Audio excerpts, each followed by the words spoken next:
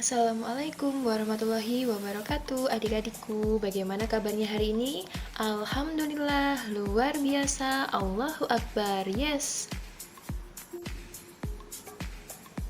Hari ini kita akan mempelajari tema 3 benda di sekitarku, subtema 2 wujud benda untuk pembelajaran yang keempat, bahasa Indonesia dan PPKN. Yang pertama kita pelajari yaitu bahasa Indonesia. Hari ini kita belajar mengenai benda cair.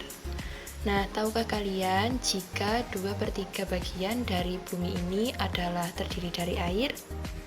Nah, pada tubuh manusia juga demikian, sebagian besar terdiri dari air. Apa saja sih contoh benda cair di sekitar kita? Coba sebutkan. Ada sirup, minyak goreng, air, dan masih banyak lagi. Dan yang paling sering kita temukan yaitu air. Bagaimana sih sifat benda cair? Nah, mari kita melakukan percobaan berikut ini.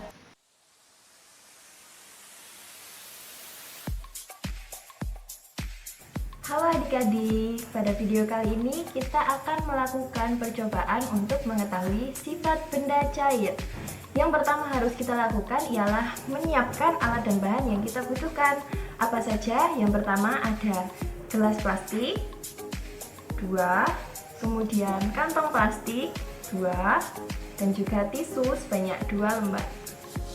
Dan di dalam gelas ini sudah kakak isi dengan air sebanyak 100 ml. Begitu juga dengan gelas yang ini sudah kakak isi dengan minyak goreng sebanyak 100 ml. Yang pertama akan kita lakukan percobaan adalah air terlebih dahulu. Bagaimana bentuk air yang ada di dalam gelas ini? Ya, bentuk air yang ada di dalam gelas ini ialah seperti gelas. Bagaimana jika kita pindahkan ke dalam kantong plastik? Mari kita coba ya.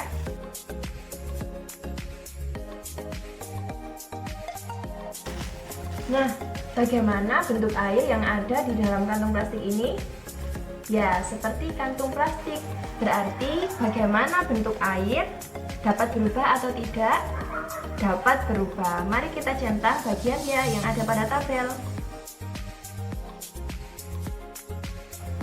Nah, sekarang kakak mau tanya, di sini tadi ada 100 ml air, kemudian kakak pindahkan ke dalam kantung plastik. Apakah volumenya berubah? Ya, jawabannya tidak. Volumenya tetap 100 ml, baik itu di gelas maupun di kantong plastik.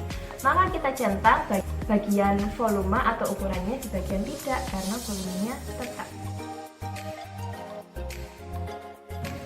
Sekarang kita lakukan percobaan yang selanjutnya, yaitu untuk mengetahui apakah air dapat meresap atau tidak. Bagaimana caranya?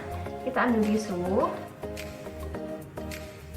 lalu kita masukkan ke dalam gelas yang berisi air. Coba kita masukkan ya. Apakah tisunya basah? Ya, ternyata tisunya basah. Maka air dapat meresap. Mari kita centang bagiannya pada tabel. Dan yang terakhir adalah apakah air dapat digenggam? Mari kita coba untuk menggenggam air. Jika benda padat seperti tisu ini bisa kan digenggam? Apakah benda cair bisa digenggam? Mari kita coba. Coba kita genggam ya.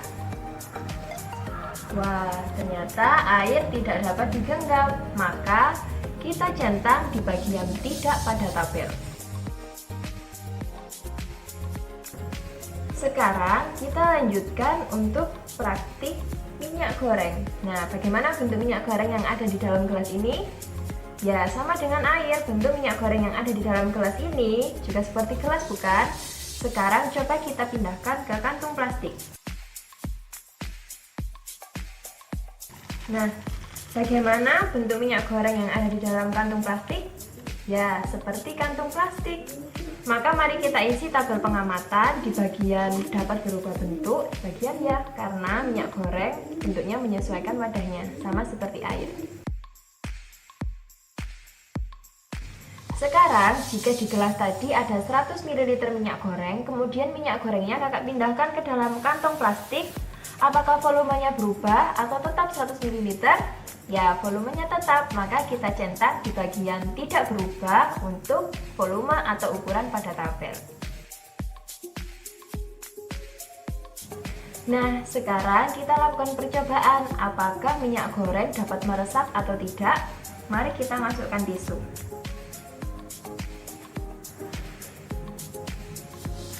Nah, kita angkat, ternyata tisunya juga basah, maka minyak goreng dapat meresap. Kita centang di bagian ya pada tabel. Dan yang terakhir, apakah minyak goreng dapat digenggam? Mari kita coba.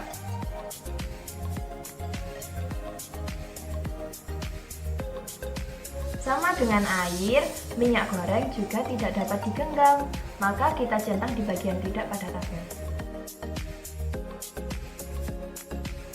Nah, percobaan sudah selesai. Sekarang mari kita lanjutkan untuk menyimak materi berikut ini.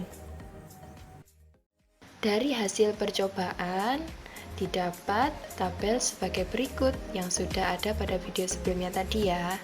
Dari tabel ini kita simpulkan bahwa sifat benda cair antara lain yang pertama, bentuknya berubah sesuai dengan wadahnya. Jika diletakkan dalam gelas, bentuknya seperti gelas, diletakkan dalam mangkok, bentuknya seperti mangkok, dan jika diletakkan dalam botol, bentuknya seperti botol.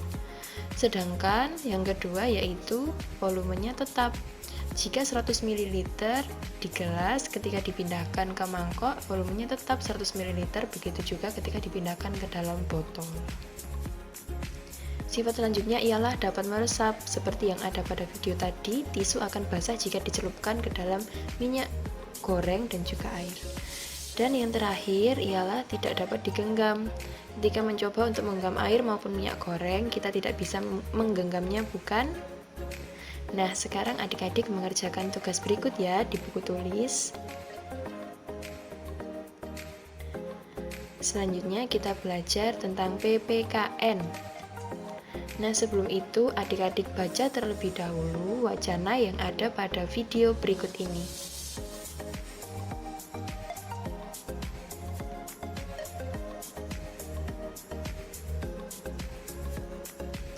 Nah, setelah membaca bacaan itu, adik-adik jadi tahu kan apa saja bentuk kerjasama, salah satunya yaitu gotong royong. Nah, sekarang tugasnya adik-adik menuliskan contoh kegiatan gotong royong di lingkungan sekitar pada tabel berikut. Jika sudah, silakan dikirim ke WA-nya Kak Tanti ya. Sekian pembelajaran hari ini. Terima kasih. Selamat mengerjakan tugas. Wassalamualaikum warahmatullahi wabarakatuh.